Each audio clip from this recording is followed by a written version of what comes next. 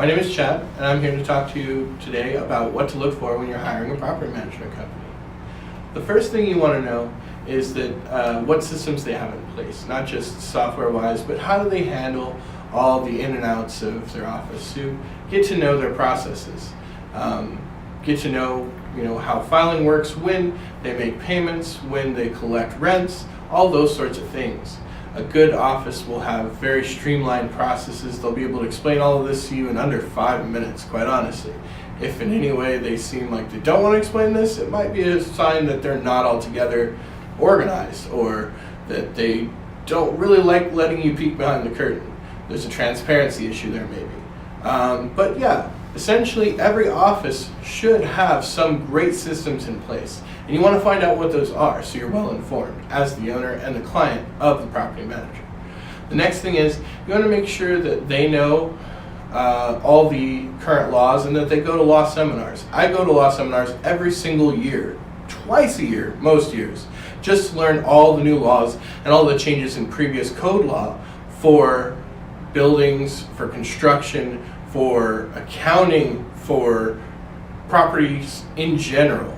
And you want to you just ask them real quick, like, hey, how often do you go to legal seminars? And what is your experience with those? And those sorts of little questions aren't ones that they hear often, but when they hear it, they're going to know that you're well informed and that you mean business. Another thing is, of course, you want them to have experience in the industry. You don't really want to be hiring your cousin's nephew to be doing your property management, even if they are really smart. Again, because they don't go to those law seminars, and they may not have those systems in place. They may be able to develop them, and they may be over the next year or two be able to learn all those laws, but do you really want to start with them from scratch when you can just have someone else? And then maybe put them in place as an on-site, or have them assisting your manager so that they learn from them and kind of get the lay of the land, and they're not necessarily making the mistakes that cost you money.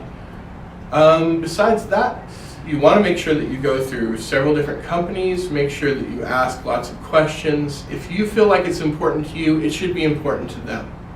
Make sure that your voice is being heard, and that they're not just like rushing you to give you some quote. That's a bad sign.